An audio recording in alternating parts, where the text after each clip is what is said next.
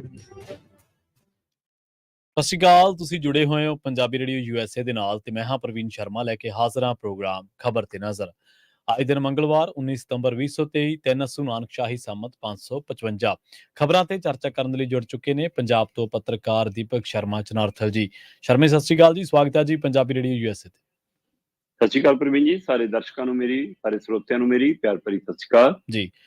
Sponsor ਕਰਦੇ ਨੇ Khalsa insurance agency ਵਾਲੇ, ਜਿਨ੍ਹਾਂ ਤੋਂ ਤੁਸੀਂ ਹਰ ਤਰੀਕੇ ਦੀ ਇੰਸ਼ੋਰੈਂਸ ਲੈ ਸਕਦੇ ਹੋ। ਇੰਸ਼ੋਰੈਂਸ ਬਾਰੇ ਪਤਾ ਕਰਨ ਦੇ ਲਈ ਇਹਨਾਂ ਦਾ ਨੰਬਰ ਹੈ 4082722500। ਇਹ ਪਿਛਲੇ 32 ਸਾਲ ਤੋਂ ਇੰਸ਼ੋਰੈਂਸ ਦੇ ਵਿੱਚ ਸ਼ਾਨਦਾਰ ਸੇਵਾਵਾਂ ਦੇ ਰਹੇ ਨੇ। ਅਮਰੀਕਾ ਭਰ ਦੇ ਵਿੱਚ ਇੰਸ਼ੋਰੈਂਸ ਕਰਦੇ ਨੇ। ਅੱਜ ਹੀ ਡਾਇਲ ਕਰੋ 4082722500। ਟਰਕੀਆਨਾ ਇਮੀਗ੍ਰੇਸ਼ਨ ਲਾ ਫਰਮ ਵਾਲੇ, ਜੇ ਟਰਕੀਆਨਾ ਅਟਾਰਨੀ ਟਰਕੀਆਨਾ ਦੇ ਨਾਲ ਤੁਸੀਂ US ਇਮੀਗ੍ਰੇਸ਼ਨ ਬਾਬਤ ਕੋਈ ਵੀ ਸਲਾਹ ਕਰਨੀ ਹੈ, ਕੋਈ ਵੀ ਸਵਾਲ ਪੁੱਛਣਾ, ਤੇ ਇਹਨਾਂ ਦਾ ਨੰਬਰ ਹੈ 4159090503। ਗੁਰਦੀਪ ਸਿੰਘ ਬਿਰਦੀ ਕਲੋਬੀ, ਸਤਨਾਮ ਸਿੰਘ ਸ਼ੇਰਗਿੱਲ ਸਲਮਾ ਵਿਸਲਾ ਫੈਮਿਲੀ ਫ੍ਰਿਜ਼ਨੋ, ਮਨਦੀਪ ਸਿੰਘ, ਸੰਦੀਪ ਕੌਰ ਸੈਨ ਹੋਜ਼ੇ ਤੇ ਮਨਜੀਤ ਸਿੰਘ ਸੈਨ ਹੋਜ਼ੇ। ਇਹਨਾਂ ਸਾਰੇ ਹੀ ਸਪਾਂਸਰਸ ਦਾ ਬਹੁਤ ਬਹੁਤ ਧੰਨਵਾਦ। ਤੇ ਜੇਕਰ ਤੁਸੀਂ ਵੀ ਪੰਜਾਬੀ ਰੇਡੀਓ USA ਦੇ ਇਹਨਾਂ ਪ੍ਰੋਗਰਾਮਾਂ ਨੂੰ ਸਪਾਂਸਰ ਕਰਨਾ ਚਾਹੁੰਦੇ ਹੋ ਤਾਂ ਸਟੂਡੀਓ ਦਾ ਨੰਬਰ ਹੈ 4082722500। ਪੰਜਾਬੀ ਰੇਡੀਓ USA ਦੇ ਇਸ ਪ੍ਰੋਗਰਾਮ ਨੂੰ ਤੁਸੀਂ ਸੁਣ ਰਹੇ ਹੋ AM FM ਸਟੇਸ਼ਨਸ ਦੇ ਨਾਲ ਰੇਡੀਓ ਸੈਟ ਤੇ, ਨੈਟ ਤੇ, mobile app, social media platforms, Facebook, YouTube ਤੇ ਸੁਣ ਰਹੇ ਹੋ, ਦੇਖ ਰਹੇ ਹੋ। ਸਾਰੇ ਹੀ ਦਰਸ਼ਕਾਂ ਦਾ, ਸਰੋਤਿਆਂ ਦਾ ਪ੍ਰੋਗਰਾਮ ਖਬਰ ਤੇ ਨਜ਼ਰ ਦੇ ਵਿੱਚ ਸਵਾਗਤ ਹੈ। ਸ਼ਰਮਾ ਜੀ, ਖਬਰਾਂ ਦੇ ਵੱਲ ਆਈਏ ਤੇ ਸ਼ੁਰੂਆਤ ਕਰੀਏ ਔਰਤ ਰਾਖਵਾਂਕਰਨ ਬਿੱਲ ਤੋਂ। ਕਹਿੰਦੇ ਕਿ ਔਰਤ ਰਾਖਵਾਂਕਰਨ ਬਿੱਲ ਮੋਦੀ ਤਾਂ ਲਿਆ ਰਿਹਾ ਤਾਂ ਕਿ 2024 ਦੀਆਂ ਜਿਹੜੀਆਂ ਲੋਕ ਸਭਾ ਚੋਣਾਂ ਨੇ, ਇਹਦੇ ਵਿੱਚ ਜਿਹੜਾ ਔਰਤ ਵੋਟ ਬੈਂਕ ਹੈ ਉਹਨੂੰ ਸਾਧਿਆ ਜਾ ਸਕੇ, ਉਹਦੇ 'ਚ ਸੰਨ ਲਾਈ ਜਾ ਸਕੇ। 33% ਔਰਤ ਰਾਖਵਾਂਕਰਨ ਕਰਵਾ ਕੇ ਵੀ ਕਹਿੰਦੇ ਮੋਦੀ ਨਹੀਂ ਕਰ ਸਕਣਗੇ ਲਾਗੂ। ਦੇਖੋ, ਇਹਦੇ ਵਿੱਚ ਕੋਈ ਦੋ ਰਾਏ ਨਹੀਂ ਕਿ 33% ਰਾਖਵਾਂਕਰਨ ਦੀ ਮੰਗ ਲੰਮੇ ਸਮੇਂ ਤੋਂ ਚੱਲਦੀ ਰਹੀ ਆ ਜੀ। ਉਸ ਦੀਆਂ ਕੋਸ਼ਿਸ਼ਾਂ ਵੀ ਹੋਈਆਂ, ਪਰ ਉਹ ਸਿਰੇ ਨਹੀਂ ਚੜਿਆ। ਇਹ ਵੀ ਇੱਕ ਆਪਣੇ ਆਪ 'ਚ ਸਵਾਲ ਰਿਹਾ ਕਿ ਹੁਣ ਤੱਕ ਇਹ ਉਹਨਾਂ ਨੂੰ ਬਣਦਾ ਉਹਨਾਂ ਦਾ ਹੱਕ ਕਿਉਂ ਨਹੀਂ ਮਿਲਿਆ। ਸੋ ਅੱਜ ਜੇਕਰ ਇਹ ਚੀਜ਼ ਸਾਹਮਣੇ ਆ ਰਹੀ ਹੈ ਤਾਂ ਉਹਦੇ ਉੱਤੇ ਵੀ ਹੁਣ ਸਿਆਸਤ ਹੋਣੀ ਆ ਪ੍ਰਵੀਨ ਜੀ। 2010 ਦੇ ਵਿੱਚ ਕਾਂਗਰਸ ਕਹਿੰਦੀ ਅਸੀਂ ਰਾਜ ਸਭਾ 'ਚ ਪਾਸ ਕਰਾ ਲਿਆ ਸੀ, ਲੋਕ ਸਭਾ 'ਚ ਕੁਝ ਪਾਰਟੀਆਂ ਨੇ ਹੋਣ ਨਹੀਂ ਦਿੱਤਾ, ਇਸ ਲਈ ਅਸੀਂ ਪੇਸ਼ ਨਹੀਂ ਕਰ ਸਕੇ, ਜਦੋਂ ਕਿ ਉਹ ਆਪਣੀ ਹੀ ਸਰਕਾਰ ਬਚਾਉਣ ਦੇ ਚੱਕਰ 'ਚ ਉਹਨੂੰ ਪੇਸ਼ ਨਹੀਂ ਕੀਤਾ ਉਹਨਾਂ ਨੇ। ਤੇ ਹੁਣ 2023 'ਚ ਜੇਕਰ ਮੋਦੀ ਲਿਆ ਕੇ ਇਹਨੂੰ ਪਾਸ ਕਰਨ ਤਾਂ ਮੋਦੀ ਕਹਿਣਗੇ ਕਿ ਬਿੱਲ ਮੈਂ ਪਾਸ ਕਰਾਇਆ। ਕਾਂਗਰਸ ਕਹੂਗੀ ਕਿ ਨਹੀਂ, ਇਹ ਤਾਂ ਅਸੀਂ ਸਾਹਮਣੇ ਲਿਆਂਦਾ ਸੀ, ਅਸੀਂ ਰਾਜ ਸਭਾ 'ਚ ਪਹਿਲਾਂ ਕਰਾ ਲਿਆ। ਸੋ ਇੱਕ ਕ੍ਰੈਡਿਟ ਬਾਰ ਵਧਣੀ ਹੈ ਇਹਦੇ ਉੱਤੇ। ਪਰ ਜਿਹੜਾ ਸਵਾਲ ਤੁਸੀਂ ਕਰ ਰਹੇ ਹੋ ਬਿਲਕੁਲ ਦਰੁਸਤ ਹੈ ਜੀ, ਕਿ ਅੱਜ ਇਹ ਲੋਕ ਸਭਾ 'ਚ ਪਾਸ ਹੋ ਜਾਵੇ, ਕੱਲ ਨੂੰ ਇਹ ਰਾਜ ਸਭਾ 'ਚ ਦੁਬਾਰਾ ਪਾਸ ਹੋ ਜਾਵੇ, ਮੁੜ ਕੇ ਰਾਸ਼ਟਰਪਤੀ ਦੀ ਮੋਹਰ ਲੱਗ ਕੇ ਕਾਨੂੰਨ ਬਣ ਜਾਵੇ, ਪਰ ਤਾਂ ਵੀ 33% ਰਾਖਵੀਆਂ ਸੀਟਾਂ 2024 'ਚ ਬੀਬੀਆਂ ਨੂੰ ਨਹੀਂ ਮਿਲਣੀਆਂ। ਅੱਛਾ। ਤਾਂ ਵੀ 2024 ਦੇ ਦੌਰਾਨ 33% ਰਾਖਵੀਆਂ ਸੀਟਾਂ ਤੇ ਬੀਬੀਆਂ ਨਹੀਂ ਲੜ ਸਕਣਗੀਆਂ, ਕਿਉਂਕਿ ਇਸ ਬਿੱਲ ਦਾ ਕਾਨੂੰਨ ਬਣਨਾ ਜੀ ਨੇ ਜਾ ਕੇ 33% ਰਾਖਵਾਂ ਕਰਨ ਵਾਲੇ ਔਰਤਾਂ ਦੇ ਲਈ। ਇਸ ਬਿੱਲ ਦਾ ਖਰੜਾ ਕਹਿੰਦਾ ਹੈ ਕਿ ਜਦੋਂ ਤੱਕ ਜਨਗਣਨਾ ਨਹੀਂ ਹੋ ਜਾਂਦੀ ਨਵੀਂ, ਉਸ ਜਨਗਣਨਾ ਹੋਣ ਤੋਂ ਬਾਅਦ ਨਵੀਂ ਹਲਕਾਬੰਦੀ ਨਹੀਂ ਹੁੰਦੀ, ਨਵੀਂ ਹੱਦਬੰਦੀ ਨਹੀਂ ਹੁੰਦੀ, ਤਦ ਤੱਕ ਇਹ ਲਾਗੂ ਨਹੀਂ ਹੁੰਦਾ। ਠੀਕ ਹੈ ਜੀ।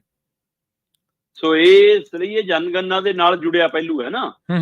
ਆਪਾਂ ਇਸੇ ਲਈ ਇਸ ਵੱਲ ਨਾਲ ਗੱਲ ਕਰ ਰਹੀ ਸੀ ਨਾ ਕਿ ਸਰਕਾਰ ਇਸ ਨੂੰ ਦੂਸਰੇ ਰੂਪ 'ਚ ਵੀ ਲਿਆ ਸਕਦੀ ਹੈ ਕਿ ਭਾਈ ਜਿੱਥੇ 18 ਤੋਂ 20 ਲੱਖ ਵਾਲੀਆਂ ਹੈਗੇ ਨੇ ਵੋਟਰ, ਉੱਥੇ ਅਸੀਂ ਇੱਕ ਮਹਿਲਾ ਨੂੰ ਦੇ ਦਈਏ। ਉਸ ਨੁਕਤੇ ਤੇ ਵੀ ਸਰਕਾਰ ਨੇ ਕੰਮ ਕੀਤਾ, ਪਰ ਉਹ ਵੀ ਕਾਨੂੰਨੀ ਦਾ ਪਿੱਛਾ ਫਸਦਾ ਸੀ। ਇਸ ਲਈ ਉਹਨਾਂ ਨੂੰ 33% ਮਹਿਲਾ ਰਾਖਵਾਂ ਕਰਨ ਵਾਲਾ ਬਿੱਲ ਲਿਆਉਣਾ ਪਿਆ। ਠੀਕ ਹੈ। ਜੇਕਰ ਇਸ ਬਿੱਲ ਦੀਆਂ ਮੋਟੀਆਂ ਮੈਂ 6-7 ਗੱਲਾਂ ਸਾਂਝੀਆਂ ਕਰਾਂ ਜੀ, ਤਾਂ ਸਪਸ਼ਟ ਹੁੰਦਾ ਹੈ ਕਿ ਬਿੱਲ ਕੀ ਕਰੂਗਾ, ਕੀ ਹੋਊਗਾ ਇਹਦੇ ਵਿੱਚ। ਸਭ ਤੋਂ ਪਹਿਲੀ ਗੱਲ ਤਾਂ ਇਹ ਹੈ ਜੀ ਕਿ ਇਹ ਬਿੱਲ ਕਾਨੂੰਨ ਬਣਨ ਤੋਂ ਬਾਅਦ 15 ਸਾਲ ਤੱਕ ਅਮਲ 'ਚ ਰਹੂਗਾ। ਠੀਕ ਹੈ। ਹੁਣ ਇਹ ਉਸੇ ਤਰ੍ਹਾਂ ਦਾ ਸਵਾਲ ਹੈ, ਕਹਿੰਦੇ ਕਿ ਜਦੋਂ SC BC ਪਛੜੇ ਦਲਿਤ ਭਾਈਚਾਰੇ ਸਾਰਿਆਂ ਦੇ ਲਈ ਰਾਖਵੇਂ ਕਰਨ ਵਾਲੀਆਂ ਮਤਲਬ ਸੰਵਿਧਾਨ ਦੇ ਵਿੱਚੋਂ ਧਾਰਾਵਾਂ ਆਈਆਂ, ਤਾਂ ਕਹਿੰਦੇ ਉਹਦੀ ਸਮਾਂ ਹੱਦ ਤੈਅ ਸੀ। ਪਰ ਉਸ ਸਮਾਂ ਹੱਦ ਦੇ ਦੌਰਾਨ ਉਸ ਸਮੁੱਚੇ ਭਾਈਚਾਰੇ ਦਾ ਦੇਸ਼ ਦੇ ਵਿੱਚ ਉਹਨਾਂ ਨੂੰ ਬਣਦਾ ਉਹਨਾਂ ਦਾ ਹੱਕ ਜਾਂ ਬਰਾਬਰਤਾ ਤੱਕ ਲਿਆ ਹੀ ਨਹੀਂ ਸਕੀਆਂ ਸਰਕਾਰਾਂ। ਠੀਕ ਹੈ। ਸਿਰਫ ਉਹਨਾਂ ਦੇ ਉੱਤੇ ਵੋਟ ਦੀ ਸਿਆਸਤ ਹੋਈ, ਨੋਟ ਦੀ ਸਿਆਸਤ ਹੋਈ, ਉਹਨਾਂ ਨੂੰ ਆਪਣੇ ਹੱਕ 'ਚ ਭੁਗਤਾਉਣ ਦੀ ਸਿਆਸਤ ਹੋਈ, ਪਰ ਉਹਨਾਂ ਨੂੰ ਬੁਨਿਆਦੀ ਤੌਰ ਤੇ ਮਜ਼ਬੂਤ ਕਰਨ ਲਈ ਸਰਕਾਰਾਂ ਕੰਮ ਹੀ ਨਹੀਂ ਕਰ ਸਕੀਆਂ ਜਾਂ ਕਰਨਾ ਹੀ ਨਹੀਂ ਚਾਹੁੰਦੀਆਂ ਸੀ, ਤਾਂ ਕਿ ਲੰਮਾ ਖਿੱਚ ਕੇ ਵੋਟ ਬੈਂਕ ਲੈਂਦੇ ਰਹੀਏ। ਠੀਕ ਹੈ। ਤੇ ਉਹਦੀ ਸਮਾਂ ਹੱਦ ਟੱਪ ਲਈ, ਸਾਰਾ ਕੁਝ ਹੋ ਲਿਆ। ਕੀ ਕੀਤਾ ਜੀ, ਇਸ ਲਈ ਇਸੇ ਪਹਿਲੂ ਤੇ ਇਹ ਹੁਣ ਕਹਿੰਦੇ 15 ਸਾਲ ਲਈ ਅਮਲ 'ਚ ਹੈ। ਚੰਨੀ ਸਰਕਾਰ ਦੇ ਸਮੇਂ ਮਤਲਬ ਬੀਬੀਆਂ ਦੇ ਲਈ ਬੱਸ ਦਾ ਸਫ਼ਰ ਮੁਫਤ ਹੈ ਜੀ। ਜਿਹੜੀਆਂ ਸਰਕਾਰੀ ਚੰਗੀਆਂ ਕਮਾਈ ਕਰਨ ਵਾਲੀਆਂ 70 80 ਹਜ਼ਾਰ ਰੁਪਏ ਤਨਖਾਹ ਲੈਣ ਵਾਲੀਆਂ ਬੀਬੀਆਂ ਰੋਜ਼ ਸਫ਼ਰ ਕਰਦੀਆਂ, ਮੈਂ ਸਾਰੀਆਂ ਨੂੰ ਛੱਡੋ, ਉਹਨਾਂ ਨੂੰ ਹਟਾ ਕੇ ਦਿਖਾ ਦੇਵੇ ਸਰਕਾਰ ਕਿ ਉਹਨਾਂ ਤੋਂ ਵਾਪਸ ਲੈਣੇ ਅਸੀਂ। ਸੋ ਇਹ ਲਿਖਣਾ ਤੇ ਕਹਿਣਾ ਕਿ 15 ਸਾਲ ਤੱਕ ਅਮਲ 'ਚ ਰਹੂਗਾ, ਕਿਹੜੀ ਸਰਕਾਰ ਦੀ ਹਿੰਮਤ ਹੋਊਗੀ ਕਹੇ ਕਿ ਅਸੀਂ ਤੇ 30% ਬੀਬੀਆਂ ਤੋਂ ਵਾਪਸ ਲੈਣੇ ਆ ਜੀ, ਕਰ ਲੈਣਗੇ? ਚਲੋ ਫਿਲਹਾਲ ਇਹ ਕਹਿੰਦਾ ਜੀ ਕਿ ਹਾਂ ਇਹ 15 ਸਾਲ ਤੱਕ ਕਾਨੂੰਨ ਅਮਲ 'ਚ ਰਹੂਗਾ। ਦੂਜਾ ਪਹਿਲੂ ਜੀ, SC ST ਮਹਿਲਾਵਾਂ ਦੇ ਲਈ ਤੈਅ ਕੋਟਾ ਇਹਦੇ ਵਿੱਚ ਹੋਊਗਾ। ਜੀ ਜੀ। ਹੁਣ ਇਹ ਵਿਵਾਦ ਬਣਿਆ ਸੀ 2010 ਦੇ ਵਿੱਚ, ਠੀਕ ਹੈ। ਇਸ ਪਹਿਲੂ ਤੇ ਚੁੱਪ ਸੀ ਇਹ ਖਰੜਾ ਜਿਹੜਾ ਰਾਜ ਸਭਾ 'ਚ ਪਾਸ ਹੋਇਆ। ਪਰ ਹੁਣ ਵਾਲੇ ਕਹਿੰਦੇ ਕਿ SC ST ਦੇ ਲਈ ਜਿਹੜਾ ਫਿਕਸ ਕੋਟਾ ਹੈਗਾ ਕੁੱਲ ਸੀਟਾਂ ਦੇ ਹਵਾਲੇ ਨਾਲ, ਉਸੇ ਔਸਤ ਦੇ ਵਿੱਚ ਇਹਦੇ ਉੱਤੇ ਵੀ ਲਾਗੂ ਹੋਊਗਾ। ਅੱਛਾ। 543 ਚੋਂ 33% ਦਾ ਮਤਲਬ 181 ਸੀਟਾਂ ਬਣਦੀਆਂ। 181 ਸੀਟਾਂ ਰਿਜ਼ਰਵ ਹੋਣਗੀਆਂ ਬੀਬੀਆਂ ਦੇ ਲਈ। ਉਹਨਾਂ 181 ਸੀਟਾਂ ਚੋਂ 137 ਸੀਟਾਂ ਜਰਨਲ ਹੋਣਗੀਆਂ, ਸਮਝ ਲਓ ਕੋਈ ਵੀ ਲੜ ਸਕਦਾ ਉਹਦੇ ਤੇ। 44 ਸੀਟਾਂ SC ਔਰ ST ਲਈ ਰਾਖਵੀਆਂ ਹੋਣਗੀਆਂ ਜੀ। ਪਰ ਇਹੀ ਬਿੱਲ OBC ਮਹਿਲਾਵਾਂ ਦੇ ਲਈ ਚੁੱਪ ਹੈ ਜੀ। ਬਿੱਲ ਘੱਟ ਗਿਣਤੀ ਭਾਈਚਾਰੇ ਦੀਆਂ ਮਹਿਲਾਵਾਂ ਲਈ ਚੁੱਪ ਹੈ ਜੀ, ਉਹਦੇ ਪਰ ਸਾਇਲੈਂਟ ਹੈ। ਇਹ ਵੀ ਮੁੱਦਾ ਬਣ ਰਿਹਾ, ਇਹਦੇ ਤੇ ਵਿਵਾਦ ਇੱਥੋਂ ਤੱਕ ਕਿ BJP ਦੇ ਅੰਦਰੋਂ ਵੀ ਆਵਾਜ਼ਾਂ ਉੱਠਣਗੀਆਂ। ਉਮਾ ਭਾਰਤੀ ਤੱਕ ਨੇ ਕਿਹਾ ਕਿ OBC ਦੇ ਲਈ ਘੱਟੋ ਘੱਟ ਤਾਂ 50% ਕੋਟਾ ਚਾਹੀਦਾ ਸੀ। ਚਲੋ ਅੱਗੇ ਜੀ ਕਿਹੜੀ ਸੀਟ ਬੀਬੀਆਂ ਲਈ ਰਾਖਵੀਂ ਹੋਊਗੀ ਇਹ ਅਜੇ ਤੈਅ ਨਹੀਂਗਾ। ਠੀਕ ਹੈ। ਆ ਪਹਿਲੂ ਆ ਜਿਹੜਾ ਇਹਨੂੰ ਰੋਕੂਗਾ ਕਿ 24 ਦੇ ਵਿੱਚ ਨਰਿੰਦਰ ਮੋਦੀ ਲਾਗੂ ਨਹੀਂ ਕਰ ਸਕਦੇ ਇਹਨੂੰ। ਬੀਬੀਆਂ ਦੇ ਲਈ ਕਿਹੜੀ 181 ਸੀਟਾਂ 543 ਚੋਂ ਕਿਹੜੀਆਂ ਹੋਣਗੀਆਂ, ਔਰ ਉਹਨਾਂ 181 ਦੇ ਵਿੱਚੋਂ 137 ਕਿਹੜੀਆਂ ਹੋਣਗੀਆਂ ਤੇ 44 ਕਿਹੜੀਆਂ ਹੋਣਗੀਆਂ, ਇਹ ਤੈਅ ਕਰੇਗੀ ਜਨਗਣਨਾ।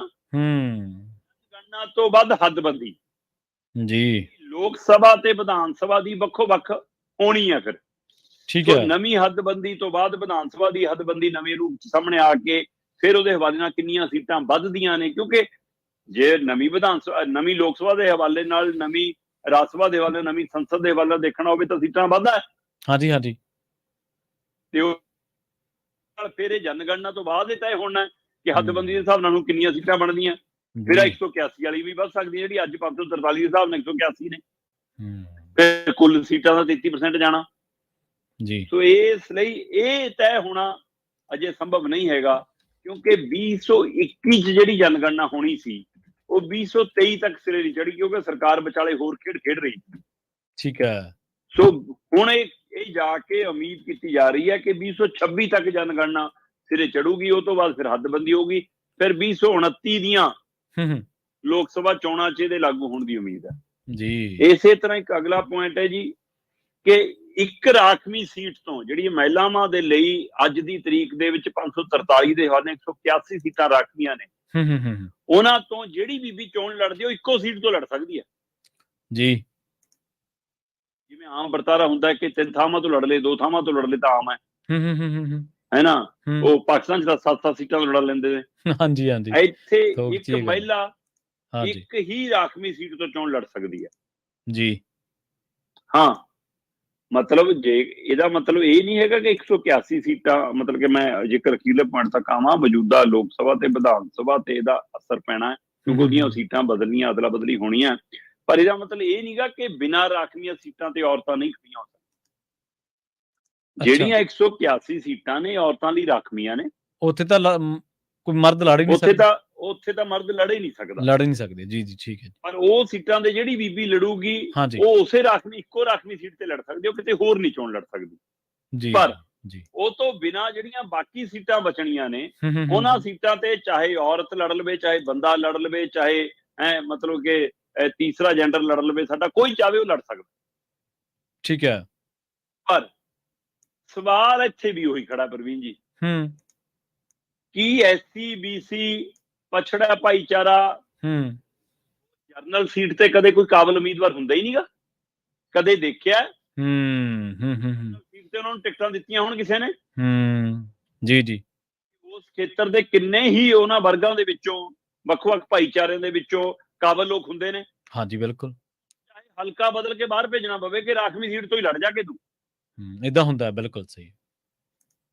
ਤੈਅ ਮੰਨ ਲੈਣਾ ਕਿ ਤੁਸੀਂ ਤਾਂ ਇੰਨੇ ਦੇ ਹੀ ਹੱਕਦਾਰ ਹੋ। ਉਸੇ ਤਰ੍ਹਾਂ ਜਿਹੜੀਆਂ ਬੀਬੀਆਂ ਦੂਸਰੀਆਂ ਸੀਟਾਂ ਤੇ ਵੀ ਦਾਅਵੇਦਾਰ ਹੋਣਗੀਆਂ, ਉਹਨੂੰ ਕਹਿਣਗੇ 181 'ਚ ਲੜੋ। ਇਹ ਵੀ ਇੱਕ ਵਰਤਾਰਾ ਵੱਡਾ ਸਵਾਲ ਖੜਾ ਕਰੂਗਾ। ਸੋ ਇਸ ਲਈ ਬੀਬੀਆਂ ਨੂੰ ਉੱਥੇ ਤੱਕ ਸੀਮਤ ਰੱਖਿਆ ਜਾਊਗਾ ਜਿਵੇਂ SCBC ਭਾਈਚਾਰੇ ਨੂੰ ਉਹਦੀ ਰਾਖਵੀਆਂ ਸੀਟਾਂ ਤੱਕ ਰੱਖਿਆ ਜਾਂਦਾ ਹੈ, ਜਦੋਂ ਕਿ ਉਹ ਜਰਨਲ ਤੇ ਵੀ ਲੜ ਸਕਦੇ। ਉਸੇ ਤਰ੍ਹਾਂ ਇੱਥੇ ਵੀ ਕੋਈ ਵੀ ਲੜ ਸਕਦਾ, ਪਰ ਉਹ ਕਹਿਣਗੇ ਨਾ ਤੁਹਾਨੂੰ ਤਾਂ ਛੱਡਤੀਆਂ, ਹੁਣ ਆਹ ਸਾਨੂੰ ਛੱਡੋ। ਸੋ ਇਸ ਲਈ ਇਹ 7 ਪਹਿਲੂ ਅਹਿਮ ਨੇ। ਪਰ ਜਿਹੜੇ ਪਹਿਲੂ ਤੇ ਕੁਝ ਹੋਰ ਗੌਰ ਮੰਗਣ ਵਾਲੀਆਂ ਗੱਲਾਂ ਨੇ ਉਹ ਇਹ ਹੈ ਕਿ ਇਹਦਾ ਸਪਸ਼ਟ ਰੂਪ ਦੇ ਵਿੱਚ ਇੱਕ ਗੱਲ ਤਾਂ ਇਹ ਸਾਫ਼ ਹੈ ਕਿ 2024 ਦੀਆਂ ਚੋਣਾਂ ਤੱਕ ਇਹਦਾ ਲਾਗੂ ਹੋਣਾ ਮੁਸ਼ਕਲ ਹੈ ਜੀ। ਹਾਂ, ਇਹ ਤੈਅ ਆ ਰਾਜ ਸਭਾ ਤੇ ਲਾਗੂ ਹੋਣਾ ਹੀ ਨਹੀਂਗਾ। ਠੀਕ ਹੈ।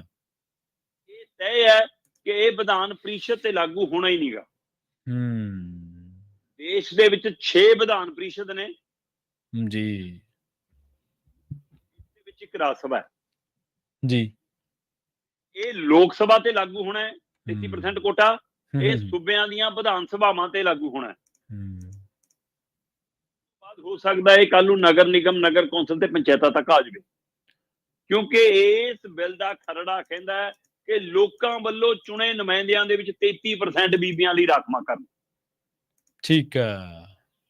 ਇਸ ਲਈ ਇਹ ਰਾਜ ਸਭਾ ਤੇ ਵਿਧਾਨ ਪ੍ਰੀਸ਼ਦ ਤੇ ਲਾਗੂ ਨਹੀਂ ਹੋਣਾ।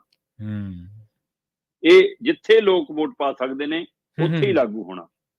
ਸੋ ਇਸ ਹਵਾਲੇ ਨਾਲ ਜੀ ਉਹਦੇ ਲਈ ਇਹਨਾਂ ਨੂੰ ਜਨਗਣਨਾ ਤੱਕ ਜਾਣਾ ਪੈਣਾ। ਜਨਗਣਨਾ ਤੋਂ ਬਾਅਦ ਨਵੀਂ ਹੱਦਬੰਦੀ ਤੱਕ ਜਾਣਾ ਪੈਣਾ। ਉਹ ਤੋਂ ਬਾਅਦ ਸੋ ਕੀ ਨਰਿੰਦਰ ਮੋਦੀ ਇਸ ਨੂੰ ਕਾਨੂੰਨ ਬਣਾ ਕੇ ਹੀ ਸਾਰੇ ਦੇਸ਼ ਦੀਆਂ ਔਰਤਾਂ ਦਾ ਇਸ ਹਵਾਲੇ ਨਾਲ ਵੋਟਾਂ ਹਾਸਲ ਕਰ ਸਕਣਗੇ ਕਿ ਦੇਖੋ ਮੈਂ ਪਹਿਲ ਕਦਮੀ ਕੀਤੀ। ਕਿਉਂਕਿ ਜਦੋਂ ਕਿ ਕਾਂਗਰਸ ਕਹਿੰਦੀ ਅਸੀਂ ਰਾਜ ਸਭਾ 'ਚ ਪਾਸ ਕਰਾ ਲਿਆ ਸੀ, ਪਰ ਇਹਦੇ 'ਚ ਜਿੰਨੀ ਕੁ ਸੰਵਿਧਾਨਕ ਅਦਲਾ ਬਦਲੀ ਹੋਈ ਆ, ਜਿੰਨਾ ਕੁ ਉਸ ਕਾਨੂੰਨ ਦੇ ਵਿੱਚੋਂ ਥੋੜਾ ਬਹੁਤ ਸੰਵਿਧਾਨ ਤੌਰ ਤੇ ਸੋਧ ਵਾਲਾ ਪਹਿਲੂ ਆਇਆ, ਇਹਦਾ ਰਾਜ ਸਭਾ 'ਚ ਵੀ ਦੁਬਾਰਾ ਜਾਣਾ ਤੈਅ ਮੰਨਿਆ ਜਾ ਰਿਹਾ ਤੇ ਬਹੁ ਗਿਣਤੀ ਹੁਣ ਸਮਰਥਨ ਮਿਲ ਰਿਹਾ। ਪਰ ਤਾਂ ਵੀ ਪਾਸ ਹੋਣ ਤੋਂ ਬਾਅਦ, ਕਾਨੂੰਨ ਬਣਨ ਤੋਂ ਬਾਅਦ ਇਹਨੂੰ ਵੋਟਾਂ ਦੇ ਰੂਪ ਦੇ ਵਿੱਚ 181 ਸੀਟਾਂ ਦੇ ਬੀਬੀਆਂ ਨੂੰ ਖੜਾ ਕਰਨ ਦੇ ਰੂਪ 'ਚ ਮੋਦੀ ਲਈ ਲਾਗੂ ਕਰਨਾ ਅਜੇ ਅਸੰਭਵ ਹੈ। ਜੀ ਬਿਲਕੁਲ ਬਿਲਕੁਲ। ਤੇ ਸ਼ਰਮਾ ਜੀ ਇੱਕ ਪੱਖ ਇਹ ਵੀ ਹੈ ਜਿਹਨੂੰ ਕਿ ਦੂਰ ਕਰਨ ਦੀ ਲੋੜ ਆ, ਉਹ ਹੈ ਕਿ ਆਪਾਂ ਪਿੰਡਾਂ ਦੇ ਵਿੱਚ ਵੀ ਦੇਖਦੇ ਹਾਂ ਮੈਂਬਰੀ, ਸਰਪੰਚੀ, ਇੱਥੇ ਤੱਕ ਕਿ ਬਲਾਕ ਸੰਮਤੀਆਂ, ਜ਼ਿਲ੍ਹਾ ਪ੍ਰੀਸ਼ਦਾਂ, MLA ਤੱਕ ਵੀ ਜਿਹੜੀਆਂ ਬੀਬੀਆਂ ਇਹਨਾਂ ਅਹੁਦਿਆਂ ਤੇ ਪਹੁੰਚਦੀਆਂ ਨੇ, ਬਾਅਦ 'ਚ ਉਹਨਾਂ ਦੇ ਭਰਾ ਜਾਂ ਉਹਨਾਂ ਦੇ ਘਰ ਵਾਲੇ ਜਾਂ ਉਹਨਾਂ ਦੇ ਪਿਤਾ ਕਾਬਜ਼ ਹੋ ਜਾਂਦੇ ਨੇ। ਪੰਜਾਬ ਦੇ ਵਿੱਚ ਇੱਕ ਕਾਂਗਰਸ ਸਰਕਾਰ ਦੇ ਵਿੱਚ ਇੱਕ ਮੰਤਰੀ ਬੀਬੀ ਦੀ ਕੁਰਸੀ ਤੇ ਉਹਦੇ ਘਰ ਵਾਲਾ ਬਹਿੰਦਾ ਸੀ, ਤੁਹਾਡੇ ਯਾਦ ਹੋਣਾ ਜੀ, ਮਲੇਰਕੋਟਲਾ। ਹਾਂਜੀ ਮਲੇਰਕੋਟਲਾ, ਬਿਲਕੁਲ ਬਿਲਕੁਲ। ਸੋ ਇਹਨਾਂ ਚੀਜ਼ਾਂ ਨੂੰ ਵੀ ਦੂਰ ਕਰਨ ਦੀ ਲੋੜ ਹੈ। ਸੋ ਪਰ ਅੱਗੇ ਇੱਕ ਜਿਹੜੀ ਗੱਲ ਤੁਸੀਂ ਸ਼ੁਰੂ ਦੇ ਵਿੱਚ ਛੋਹੀ ਸੀ ਕਿ ਇਹਦੀਆਂ ਕੋਸ਼ਿਸ਼ਾਂ ਫੇਲ ਹੋ ਚੁੱਕੀਆਂ ਨੇ, ਸ਼ਰਮਾ ਜੀ ਕੀ ਇਹ ਸੱਚ ਹੈ ਕਿ ਔਰਤ ਰਾਖਵਾਂਕਰਨ ਬਿੱਲ ਨੂੰ ਪਾਸ ਕਰਵਾਉਣ ਦੀਆਂ 10 ਕੋਸ਼ਿਸ਼ਾਂ ਹੁਣ ਤੱਕ ਫੇਲ ਹੋ ਚੁੱਕੀਆਂ ਨੇ ਜੀ? ਪ੍ਰਵੀਨ ਜੀ ਇਹ ਵੀ ਸੱਚ ਹੈ ਜੀ ਕਿ ਇਹ 11ਵੀਂ ਕੋਸ਼ਿਸ਼ ਦੇ ਵਿੱਚ ਹੁਣ ਲੋਕ ਸਭਾ 'ਚ ਆਇਆ, ਅਜੇ ਵੀ 11ਵੀਂ ਕੋਸ਼ਿਸ਼ ਜਾਰੀ ਹੈ। ਹਾਂਜੀ ਹਾਂਜੀ। ਔਰ ਹੁਣ ਕਾਂਗਰਸ ਦਾ ਖੁੱਲਾ ਸਮਰਥਨ ਨਾਲ ਹੈ, ਇਸ ਲਈ ਜ਼ਿਆਦਾਤਰ ਦਲਾਂ ਦਾ ਸਮਰਥਨ ਹੈ, ਇਸ ਲਈ ਪਾਸ ਹੋ ਜਾਏਗਾ। ਇਹਦਾ ਮਤਲਬ 11ਵੀਂ ਕੋਸ਼ਿਸ਼ ਜਾ ਕੇ ਸਫਲ ਹੋ ਰਿਹਾ। ਪਹਿਲੀਆਂ 10 ਕੋਸ਼ਿਸ਼ਾਂ ਅਸਫਲ ਕਿਉਂ? ਜੀ ਜੀ। ਇਹ ਮਰਦ ਪ੍ਰਧਾਨਗੀ ਦਾ ਹੀ ਇੱਕ ਚਿਹਰਾ ਮੋਹਰਾ ਦਿਖਦਾ। ਜੀ ਜੀ। ਜਿਹੜੀ ਗੱਲ ਤੁਸੀਂ ਕਰਦੇ ਹੋ ਕਿ ਜੇ ਔਰਤ ਬਣ ਵੀ ਜਾਵੇ ਤਾਂ ਵੀ ਉਹਦੇ ਅਹੁਦਿਆਂ ਤੇ ਬੰਦਾ ਹੀ ਕਾਬਜ਼ ਹੈ, ਤੇ ਇੱਥੇ ਤਾਂ ਬਣਨ ਤੋਂ ਰੋਕਣ ਦੇ ਲਈ ਉਹ 10 ਵਾਰ ਫੇਲ ਕੀਤੀ। ਕਿਹਨਾਂ ਨੇ ਫੇਲ ਕੀਤੀ? ਹਾਂਜੀ ਜੀ ਜੀ, ਸਹੀ ਗੱਲ। ਮਰਦ ਪ੍ਰਧਾਨ ਸਮਾਜ ਦੇ ਹੀ ਚੁਣੇ ਹੋਏ ਨੁਮਾਇੰਦੇ ਸੀ ਉਹ। 1996 ਚ ਦੇਵਗੌੜਾ ਦੀ ਸਰਕਾਰ ਸਮੇਂ ਪਹਿਲੀ ਕੋਸ਼ਿਸ਼ ਦੇ ਰੂਪ ਚ ਸਾਹਮਣੇ ਆਉਂਦਾ ਜੀ। ਕੁਝ ਨਹੀਂ ਲੱਭਿਆ, ਨਹੀਂ ਕਿਤੇ ਨਹੀਂ ਲੱਭਿਆ। ਵਾਜਪਾਈ ਦੀ ਸਰਕਾਰ ਸਮੇਂ 4 ਵਾਰ ਕੋਸ਼ਿਸ਼ ਹੁੰਦੀ ਹੈ, ਠੀਕ ਹੈ, ਫੇਲ ਹੁੰਦੀਆਂ ਜੀ। ਕਹੀ ਹੈ ਕਿ ਵਿਰੋਧੀ ਦਲਾਂ ਨੇ ਤਾਂ ਵਿਰੋਧ ਕਰਨਾ ਹੁੰਦਾ। ਵਾਜਪਾਈ ਸਰਕਾਰ ਕੋਲ ਤਾਂ ਸਮਰਥਨ ਪੂਰਾ ਸੀ ਜੀ, ਕਿਉਂ ਨਹੀਂ ਲਾਗੂ ਕਰਾ ਸਕੇ? ਕਿਉਂਕਿ ਜਿਹੜੇ ਨਾਲ ਗੱਠਜੋੜ ਦੇ ਵਿੱਚ ਸੀਗੇ, NDA ਦਾ ਹਿੱਸਾ ਸੀ, ਉਹ ਵੀ ਨਹੀਂ ਚਾਹੁੰਦੇ ਸੀ। ਇੱਥੋਂ ਤੱਕ ਕਈ ਭਾਜਪਾਈ ਵੀ ਨਹੀਂ ਚਾਹੁੰਦੇ ਸੀ। ਨਹੀਂ ਵਧਿਆ। 4 ਕੋਸ਼ਿਸ਼ਾਂ ਹੋਈਆਂ ਵਾਜਪਾਈ ਦੀ ਸਰਕਾਰ ਜੀ। ਉਹ ਤੋਂ ਬਾਅਦ ਮਨਮੋਹਨ ਸਿੰਘ ਦੀ ਸਰਕਾਰ 'ਚ ਵੀ ਇਸੇ ਤਰ੍ਹਾਂ ਕੋਸ਼ਿਸ਼ਾਂ ਹੋਈਆਂ ਜੀ, ਤੇ ਰਾਜ ਸਭਾ 'ਚ ਪਾਸ ਵੀ ਕਰਾ ਲਿਆ। ਸਮਾਜਵਾਦੀ party, RJD, SC, ST, BC ਉਸ ਹਵਾਲੇ ਨਾਲ ਮਤਲਬ ਕਿ ਇਸ ਮਾਮਲੇ 'ਚ ਲਿਆਈ ਤੇ ਜਿੱਥੋਂ ਕਾਂਗਰਸ ਭੱਜਦੀ ਨਜ਼ਰ ਆਈ ਤੇ ਇਹ ਸਾਰੇ ਟਕਰਾਵ ਦੇ ਵਿੱਚ ਇਹ ਰਾਜ ਸਭਾ 'ਚ ਪਾਸ ਹੋ ਕੇ ਰਹਿ ਗਿਆ ਤੇ ਸਰਕਾਰ ਨਾਲ ਡਿੱਗ ਜਵੇ, ਇਸ ਲਈ ਇਸ ਨੂੰ ਲੋਕ ਸਭਾ 'ਚ ਲੈ ਕੇ ਨਹੀਂ ਆਏ। ਠੀਕ ਹੈ, ਸਰਕਾਰ ਪਿਆਰੀ ਹੈ ਨਹੀਂ ਜੀ। ਉਸ ਤੋਂ ਬਾਅਦ ਜੀ ਹੁਣ 2023 ਆ ਗਿਆ ਤੇ ਹੁਣ ਨਰਿੰਦਰ ਮੋਦੀ ਹੋਰਾਂ ਦੀ ਸਰਕਾਰ ਇਸ ਨੂੰ ਦੁਬਾਰਾ ਲੈ ਕੇ ਆਈ ਹੈ ਤੇ ਇਹ ਇਹਨਾਂ ਨੂੰ ਲੱਗਦਾ ਕਿ ਅਸੀਂ ਇਹਨੂੰ ਪਾਸ ਕਰਾ ਲਾਂਗੇ। ਸੋ ਦੇਖਦੇ ਹਾਂ ਜੀ, ਬਕਾਇਦਾ ਤੌਰ ਤੇ ਮੇਰੇ ਧਿਆਨ 'ਚ ਹੈ, ਬੇਸ਼ੱਕ ਇਹ 9 ਮਾਰਚ 2010 ਨੂੰ ਰਾਜ ਸਭਾ 'ਚ ਪਾਸ ਹੋਇਆ, ਪਰ 8 ਮਾਰਚ 2010 ਨੂੰ ਵੀ ਤੁਸੀਂ ਭੁੱਲ ਨਹੀਂ ਸਕਦੇ। ਹਾਮਿਦ ਅੰਸਾਰੀ ਹੋਰੀ ਉਪ ਰਾਸ਼ਟਰਪਤੀ ਦੇ ਨਾਤੇ ਰਾਜ ਸਭਾ ਦਾ ਸੈਸ਼ਨ ਚਲਾ ਰਹੇ ਸੀ। ਠੀਕ ਹੈ। ਤੇ ਉਸ ਸਮੇਂ ਕੁਝ ਪਾਰਟੀਆਂ ਦੇ ਸੰਸਦ ਮੈਂਬਰ ਜਿਹੜੇ ਰਾਜ ਸਭਾ ਦੇ ਮੈਂਬਰ ਸੀ, ਉਹਦੀ ਕੁਰਸੀ ਤੱਕ ਪਹੁੰਚੇ, ਬੀਬੀਆਂ ਲਈ, ਔਰਤਾਂ ਲਈ ਰਾਖਵਾਂਕਰਨ ਬਿੱਲ ਦੀਆਂ ਕਾਪੀਆਂ ਫਾੜੀਆਂ, ਉਹਦੇ ਮੈਕ ਤੱਕ ਪੱਟਣ ਦੀ ਕੋਸ਼ਿਸ਼ ਕੀਤੀ, ਕਾਪੀਆਂ ਫਾੜ ਕੇ ਉਹਦੇ ਮੂੰਹ ਤੇ ਸਿੱਟਣ ਦੀ ਕੋਸ਼ਿਸ਼ ਕੀਤੀ, ਹਗਾਮਾ ਕੀਤਾ, ਉਹਨਾਂ ਨੂੰ ਕੁਝ ਦਿਨਾਂ ਲਈ ਕੱਢਣਾ ਪਿਆ ਤੇ ਅਗਲੇ ਦਿਨ ਬੇਸ਼ੱਕ ਪਾਸ ਹੋ ਗਿਆ ਰਾਜ ਸਭਾ 'ਚ, ਪਰ ਉਹ ਤੋਂ ਬਾਅਦ ਲੋਕ ਸਭਾ ਤੱਕ ਲਿਆਉਣ ਦੀ ਉਹ ਕਾਂਗਰਸ ਦੀ ਹਿੰਮਤ ਨਹੀਂ ਹੋਈ। ਸੋ ਇਸ ਲਈ 10 ਕੋਸ਼ਿਸ਼ਾਂ ਬੇਸ਼ੱਕ ਫੇਲ ਹੋਈਆਂ ਨੇ, ਪਰ ਹੁਣ ਜੇਕਰ ਇਹ ਪਾਸ ਹੁੰਦਾ ਤਦ ਵੀ ਇਹ ਇੱਕ ਸਵਾਲ ਖੜਾ ਹੈ ਕਿ OBC ਦੇ ਮਾਮਲੇ ਤੇ ਘੱਟ ਗਿਣਤੀਆਂ ਦੇ ਮਾਮਲੇ ਤੇ ਬਿੱਲ ਚੁੱਪ ਕਿਉਂ ਹੈ ਜੀ। ਔਰ ਇਹ ਵੱਡਾ ਸਵਾਲ ਇਹ ਕਾਨੂੰਨ ਦੇ ਲਾਗੂ ਹੋਣ ਤੋਂ ਬਾਅਦ ਵੀ ਖੜਾ ਰਹਿਣਾ ਹੈ ਕਿ ਸੀਟ ਤੇ ਖੜੇਗੀ ਕੋਈ ਔਰਤ, ਜਿੱਤੇਗੀ ਕੋਈ ਔਰਤ, ਪਰ ਚਲਾਏਗਾ ਕੌਣ? ਹਾਂ ਜੀ ਪ੍ਰਵੀਨ ਜੀ, ਆਪਾਂ ਪੰਚਾਇਤੀ ਸਿਸਟਮ 'ਚ ਉਹ ਵੀ ਦੌਰ ਦੇਖਿਆ ਮੈਂ ਕਿ ਜਿਹੜੇ ਘਰ 'ਚ ਸਰਪੰਚੀ ਹੈ, ਹਾਂ ਜੀ, ਬੜੇ ਸਰਦਾਰਾਂ ਦੇ ਘਰ 'ਚ, ਜ਼ਿਮੀਂਦਾਰਾਂ ਦੇ ਘਰ 'ਚ, ਬੜੇ ਜ਼ਿਮੀਂਦਾਰਾਂ ਦੇ ਘਰ 'ਚ, ਕਿਸੇ ਲਾਲੇ ਸੇਠ ਦੇ ਘਰ 'ਚ, ਜਿਹੜੇ ਘਰ 'ਚ ਸਰਪੰਚੀ ਹੈ ਤੇ ਉਸ ਪਿੰਡ ਦੀ ਸਰਪੰਚੀ ਜੇ ਰਾਖਵੀਂ ਹੋ ਗਈ SC BC ਭਾਈਚਾਰੇ ਦੇ ਲਈ, SC ST ਭਾਈਚਾਰੇ ਦੇ ਲਈ, ਤਾਂ ਆਪਣੇ ਸਾਂਝੀ ਸੀਰੀ ਨੂੰ ਇਹ ਲੜਾ ਲਿਆ ਜਾਂਦਾ ਹੈ। ਹਾਂਜੀ ਹਾਂਜੀ, ਇਹ ਤਾਂ ਹੈ, ਇਹ ਤਾਂ ਆਮ ਰਿਵਾਜ ਹੀ ਹੈ ਪੰਜਾਬ 'ਚ। ਪੈਸੇ ਮੈਂ ਦੇ ਕੇ ਲੜਾਊਂ, ਤੇਰਾ ਲਵਾਊਂ, ਸਰਪੰਚੀ ਮੈਂ ਹੀ ਕਰੂੰ। ਇਸੇ ਤਰ੍ਹਾਂ ਜਿਹੜੀ ਘਰ ਦੀਆਂ ਔਰਤਾਂ ਨੂੰ ਬਾਹਰ ਵਿਹੜੇ ਤੱਕ ਨਹੀਂ ਜਾਣ ਦਿੰਦੇ ਸੀ, ਉਹਨਾਂ ਨੂੰ ਵੀ ਸਰਪੰਚੀਆਂ ਲੜਾਈਆਂ ਤੇ ਬਾਅਦ ਚੋਂ ਚਲਾਈਆਂ ਆਪ। ਜੀ ਬਿਲਕੁਲ ਸਹੀ ਹੈ। ਉਹ ਵਰਤਾਰਾ ਬੰਦ ਨਹੀਂ ਹੋਇਆ।